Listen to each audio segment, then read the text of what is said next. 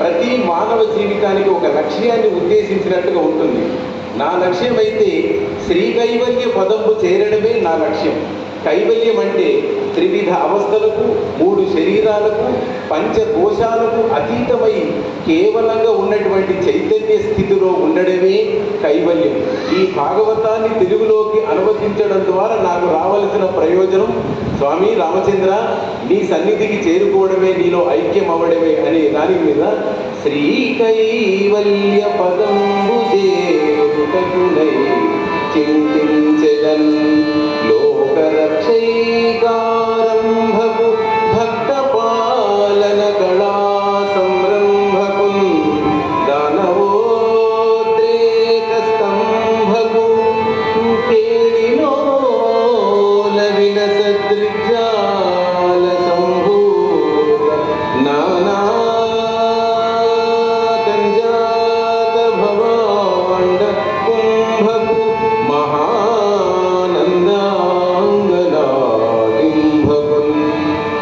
మొత్తం తను ఏది కోరుతున్నాడో, ఆ భాగవతంలో ఏమి చెప్పదలుచుకున్నాడో ఉపక్రమ ఉపసంహారాలన్నీ కూడా దాంట్లోనే ఉన్నాయి. ఆ పరమాత్మ లోకాన్ని రక్షించడానికి, ధర్మాన్ని ప్రతిష్ఠ చేయడానికి, శిష్టులను రక్షించడానికి, దుష్టులను శిక్షించడానికి అదిగో వస్తున్నాడు. ఆయన గురించి నేను చింతిస్తున్నాను అంటాడు. ఎంతకంటే చూపులతోనే బ్రహ్మాండాలు సృష్టింపచేసేటువంటి ఆ స్వామి ఒక చిన్న బాలుడుగా మహానందుడి యొక్క భార్యకు ఆనందాన్ని, తన పుత్ర ప్రేమను పంచడానికి ఆయన జన్మించాడు రేపల్లెలో. అలాంటి స్వామి యొక్క చరిత్రను నేను రాస్తున్నాను అంటూ ఆయన ఎన్నో గొప్ప గొప్ప విషయాలు చెప్తాడు. అతి రహస్యమైన హరిజన్మ గగనంబు మనుచుడెవ్వడే మాపురేపున్. అతి రహస్యమైన హరిజన్మ గగనంబు మనుచుడెవ్వడే మాపురేపున్. చాలా భక్తితోడ చదివిన సంసార దుఃఖరాశి బాసి తొలగిపో. అతి రహస్యమైన హరిజన్మ గగనంబు మనుజుడెవ్వడే మాపురేపున్. రహస్యాది రహస్యమైన రాజవిద్య రాజగుహ్యమని మనకు భగవద్గీత 9వ అధ్యాయంలో చెప్తారు. అంత రహస్యాది రహస్యం ఓపెన్గానే ఉంటుంది. ప్రింటెడ్ బుక్స్ మహాత్ములు చెబుతారు, వేణోలు చెప్తారు, కానీ అది రహస్యంగానే ఉంటుంది, అంటే అనుభవానికి రాదు. అలాంటి హరిజన్మ కథనాన్ని రాత్రి పగలు సతతం నిత్యము కూడా అనుసంధానం చేస్తూ ఎవరైతే చేస్తారో వాళ్ళు తప్పకుండా మోక్షాన్ని పొందుతారు అనేటువంటి ఈ గొప్ప గొప్ప పద్యాలన్నీ కూడా పోతన గారు ఎంతో నిరహంకారంగా చెప్తారు. ఏమనంటే, భాగవతము తెలిసి పలుకుట చిత్రంబు సూలికైనా తమ్మి సూలికైనా విబుధ వరుల వలన విన్నంత కన్నంత తెలియవచ్చినంత తేటపరతు. నీ పాద కమల సేవయు నీ పాదాచములతోడి నెయ్యమును నితాంతాపారభూత దయయు తాపసమందార నాకు దయసేయగదే. తాపసమందార నాకు దయసేయగదే. చేతులారంగ శివుని పూజింపడేని,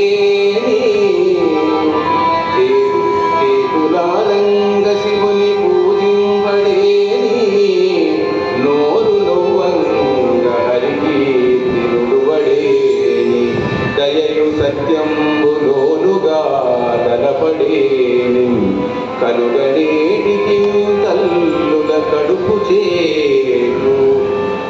ఇలాంటి పద్యాలతో భాగవతం అత్యంత రమణీయంగా ఉంటుంది. పిల్లలకు కూడా మనం పద్యాలు నేర్పించడానికి చాలా అవకాశాలు ఉన్నాయి. నీరాటవనాటములకు పోరాటం మెట్లు గలిగే పురుషోత్తము చే ఆరాట మెట్లు మానెను ఘోరాటములోని భద్రకుంజరమునకు అడిగెదనని కడువడిజను నడిగినదను మగుడ నుడుగడని నడలుడుగున్ వెడవెడసిడి ముడి తడబడ నడుగిడలు జడిమ నడుగిడు నెడలను అనేటువంటి పిల్లలకి ఏంటంటే సమయం ఎక్కువ ఇస్తే వాళ్ళకి ఇంట్రెస్ట్ ఉండదు. చాలా చాకచక్యంగా అద్భుతంగా ఉంటే వాళ్ళ పిల్లలకు చాలా బాగా వస్తాయి. ఇలాంటి రమణీయమైనటువంటి పద్యాలు, ఎంతో గొప్ప ఫలితాన్ని జ్ఞానాన్ని ఇచ్చేటువంటి పద్యాలు చాలా ఉన్నాయి. అయితే మొట్టమొదటి పద్యంలో ఒక మాట అంటాడు, శ్రీ కైవల్య పదంబు చేరుటకునై చింతించెదన్. అందుకని ఇలా సత్సంగాల్లో పాల్గొనడం, సత్సంగాలు చేయడమే కాకుండా స్వామి తేజమైన వరకు మాట చెప్తారు, ప్రతి సాధకుడు తనకంటూ ఒక పీఠాన్ని పెట్టుకోవాలి. పీఠం అంటే ఒక ఆశ్రమం స్థాపించడం కాదు, ఒక నియమపూరితమైనటువంటి తపో జీవితం. ప్రతిరోజు విద్యను అనుసంధానం చేయడం గురువులు చెప్పింది. అలాగే కొంత ఉపాసన చేస్తూ ప్రతిరోజు ఆ జీవితాన్ని గడపాలి. అదే శ్రీ కైవల్య పదంబు చేరుటకునై. ఆయన సహజమైన పాండిత్యము మరి కవిత్వం కలిగిన వాడు కాబట్టి భాగవతాన్ని తెలుగులోకి అనువదించాడు. మరి మనకు అదే లక్ష్యంగా జీవితంలో ఒక 60 సంవత్సరాలు వచ్చిన వాళ్ళు మరొక 40 సంవత్సరాల జీవితం ఉన్నది అనేటువంటి ఆశా జీవితాన్ని గడపాలి. జిజీవిషే శతకం సమాహ అన్నారు. స్థిరై అంగై తుష్టువాంసస్తనూభి వ్యసేమ దేవహితం. ఇప్పుడు చాలా మంది పెద్దవాళ్ళు ఇదే మోకాలు నొప్పులు, కడుపు నొప్పి అంటూ దీనితోనే ఈ అటెన్షన్లోనే గడుపుతారు తప్ప ఒక లక్ష్యము 40 సంవత్సరాల జీవితం ఉందని, అద్భుతమైన జీవితం గడపాలి. ఇలాంటి వేదికలను ఉపయోగించుకొని స్వాముల్ని తీసుకొచ్చి మన గ్రామంలో ప్రచారం, ఒక శాస్త్రీయంగా భగవద్గీతను కానీ ఉపనిషత్తులను కానీ అధ్యయనం చేయాలనే తలంపుతో జీవితాన్ని మనదైనటువంటి శైలిలో, మనకున్న స్వభావం, మనకున్నటువంటి పుణ్యకర్మ, మనకున్నటువంటి ఆలోచన విధానంతో ఒక పీఠం ఏర్పాటు చేసుకోవాలని గురుదేవులు చెప్తారు. ఆ రకంగా మరి భాగవతమును మొట్టమొదటి నా జీవితానికి, అది రామచంద్ర వారు కూడా ఆనందిస్తారు, ఈ తెలుగు భాగవతాన్ని నీవు తెలిగించడంతో నీ జన్మ సఫలం అవుతుంది అని రామచంద్రుల వారు ఆనందించారు. అలాంటిది కాబట్టి మనమందరం కూడా ఒక లక్ష్యాన్ని ఏర్పాటు చేసుకోవాలి. నేను చెప్పదలుచుకున్న సబ్జెక్ట్ ఒకటి, స్వామీజేమో అలా నాకు ఆనందించారు, అందువల్ల తడబడుతున్నాను. ఇంకొక 5 నిమిషాలు స్వామి, ఇంకా 5 నిమిషాలు అది. సో భాగవతం దాని వివరణ అద్భుతమైంది. భగవతః భాగవతమిదం భాగవతే విద్యావతాం అవి పరీక్ష అన్నాడు. ఎన్నో సంస్కృతి ఆచార సంప్రదాయాలతో సిద్ధాంతం మీద నిలబడి లోకం కోసం ప్రయత్నం చేసిన ఒక వ్యక్తి యొక్క మాటలు ఎలా ఉంటాయో సామాన్యంగా చూసినప్పుడు, ఒక మహర్షి వేదాంగాలు విభజన చేసి మరి ఇతిహాస పురాణాలు రచించిన తర్వాత భాగవతాన్ని రచన చేశాడంటే అందులో ఎంత లోతైనటువంటి సాహిత్యం ఉంటుందో మనం అర్థం చేసుకోవచ్చు. అందుకని ఫలము, ఒక వృక్షం యొక్క సారమంతా కూడా ఫలముగా వస్తుంది. ఫలం ఎంత తీపిదనం ఉంటుందో మనం అర్థం చేసుకోవచ్చు. కాబట్టి భాగవతాన్ని, అది సమాధి భాష, అది రాజర్షి అన్ని యోగాలు అయిన తర్వాత మరి పరీక్షితు మహారాజుకు మోక్షం వచ్చింది. చెప్పినటువంటి సుగమహాముని అవధూత పాలము నేలమోపి భయభక్తులతోడ నమస్కరించి. ఎలా వినాలి భాగవతాన్ని అంటే సాష్టాంగముగా నమస్కారం చేసి వినాలట.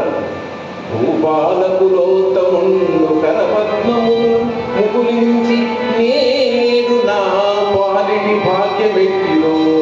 ఇలాంటి సర్వ సమర్పణ బుద్ధితో మనం భాగవతాన్ని వినడానికి ప్రయత్నం చెయ్యాలి. అది కాబట్టి భాగవతం అనేది అది సమాధి భాష, పుణ్యవంతమైనది, జ్ఞానవంతమైనది అనేటువంటి భావనతో మనము ఆ భాగవతాన్ని అధ్యయనం చేస్తూ ఉండాలి. ముఖ్యంగా మిగతా పురాణాలు వినడానికి ముందు ప్రస్థానత్రయాన్ని అధ్యయనం చేయాలంటారు. ప్రస్థానత్రయంలో భగవద్గీత, ఉపనిషత్తులు, మరి తర్వాత బ్రహ్మసూత్రాలు ఉన్నాయి. ఇందులో నాకు 12వ అధ్యాయంలో కొన్ని విషయాలు బాగా నచ్చినాయి. అంటే సత్సంగానికి లింకుగా ఉందని నేను అనుకున్నాను, మీ యందు నేను ప్రస్తావించాలని ప్రయత్నం చేస్తున్నాను. దాంట్లో 9వ శ్లోకములో ఒక మంచి ధ్యాన సంబంధమైన విషయం చెప్తూ, అంటే మహాత్ములు ఉన్నారు సర్వసంగ పరిత్యాగం చేసి ఆత్మ సాధన కోసం కామ్యకర్మలన్నీ వదిలిపెట్టి సాధన చేసే వాళ్ళు ఉంటారు. వాళ్ళు నిండైనటువంటి ధ్యానములు ఉంటారు, శుద్ధ సత్వములు ఉంటారు. ఒకవేళ అలాంటి స్థితి మనకు కుదరకపోతే అథ చిత్తం సమాధాతు నశక్నోషి మయి స్థిరం. ఒకవేళ చిత్తాన్ని నీవు నీ ధ్యానానికి అనుకూలంగా నువ్వు పెట్టుకున్నటువంటి లక్ష్యంలో ఒకవేళ నిలబెట్టలేకపోతే ఆ తర్వాత నెక్స్ట్ స్టెప్ చెప్పాడు భగవంతుడు, అభ్యాస యోగేన తతః మామిచ్ఛాప్తుం ధనంజయ అన్నాడు. ఒకవేళ నీకు నిండైనటువంటి ధ్యానం కుదరకపోతే అభ్యాస యోగం చేయమన్నాడు. అంటే గురువు ఉపదేశం తీసుకొని బయటికి వెళ్తున్నటువంటి మనసుకు ఆ ఉపదేశం యొక్క లింకును అప్పచెప్పి యతో యతో నిశ్చరతి మనశ్చంచల మస్థిరం అనేటువంటి పద్ధతులతో జపయోగాన్ని అనుష్ఠానం చేయమన్నాడు. ఈ రెండు నా సంబంధించినటువంటి కర్మలు చేయమన్నాడు. అంటే అభ్యాస యోగం చేసేవాళ్ళు ఒకరైతే, ధ్యాన యోగం చేసేవాళ్ళు పైనున్న వాళ్ళైతే ఈ ఏర్పాట్లన్నీ చేస్తారు చూసారా. శామ్యానులు వేయడం, మహాత్ములకు వడ్డన చేయడం, మహాత్ములకు విరాళాలు ఇవ్వడం, ఇవన్నీ కూడా భగవంతుని యొక్క కర్మల కిందే వస్తాయి. కాబట్టి వీళ్ళందరూ కూడా ఈ సన్నిధానంలో ఉన్నారు. కానీ పొద్దంతా ఇక్కడ మేము ఆ టైం అంతా కేటాయిస్తే మా వృత్తికి ఎలా న్యాయం చేస్తాం, మాకు ఎలా డబ్బులు వస్తాయన్న వాళ్ళకు ఆయన నీ యొక్క మనస్సును నీ యొక్క మనస్సును పూర్తిగా నా కల్పన చేసి నా సంబంధమైనటువంటి పనులు నీ కోసం చేసుకో అన్నాడు. మదర్థమపి కర్మాని కుర్వన్ సిద్ధి అవాప్సిసి అంటారు. అంటే ఒకటి ధ్యాన యోగం చేయకపోతే అభ్యాస యోగం, అభ్యాస యోగం చేయడానికి వీలు కాకపోతే కర్మ సంబంధమైనటువంటి చేయమని, అంటే రజోగుణం ఎక్కువగా ఉన్నప్పుడు అటు చేయాలి ఇటు చేయాలి ఇది చేయాలన్న ఆలోచన ఉన్నప్పుడు కర్మయోగం అభ్యాస యోగమా లేకుంటే ధ్యాన యోగమా అనుష్ఠించి మరి జన్మను సార్థకం చేసుకోవాలి అనేటువంటిది మరి మహాత్ముల యొక్క ఆలోచన విధానం. మనమందరం కూడా వారి యొక్క ఆశీర్వాదంతో ముందుకు వెళ్ళాలని కోరుతూ ఈ అవకాశాన్ని నాకు ఇచ్చినటువంటి మరి అధ్యక్షుల వారికి మనస్ఫూర్తిగా నమస్కారం చేసుకుంటాను. హరి ఓం. శ్రీల తుకారాం గారు వేదాంతం నేర్చుకున్నారు, సంగీతాన్ని కూడా అభ్యాసం చేశారు, ధార్మిక ప్రచారాన్ని కూడా చేస్తున్నారు. ఈ సందర్భంగా నేను ఏం చెప్పదలుచుకున్నానంటే, వారు ముఖ్యంగా పిల్లలకు భాగవతాన్ని ఏదో అరటి పండు వచ్చిపెట్టిన దానికంటే కూడా తేలిగ్గా ఇంకేదైనా ఒక పండు ఉంటే ఆ విధంగా నేర్పుతారు. ఇప్పుడు ఏదైనా ఎలాగో ఎండాకాలమే కదా, మీ మనవాళ్ళు మనవరాళ్ళందరూ ఆడుకుంటూ ఉంటారు. వారిని తీసుకెళ్ళండి, వారు మీ ప్రాంత వాసులే, ఈ దరిదాపులు ఎక్కడో ఉంది వీరి గ్రామం, తీసుకెళ్ళి వారికి ఏదైనా పాఠం చెప్పించండి. మీకు ఏదైనా భాగవతం నేర్చుకోవాలనిపిస్తే వారిని ఆహ్వానిస్తే చక్కగా వచ్చి వారు అవన్నీ చేయగలరు. వారి సేవను మీరు అందరూ సద్వినియోగం చేసుకుంటే తెలంగాణ వాసులు చాలా చాలా చాలా సంతోషం.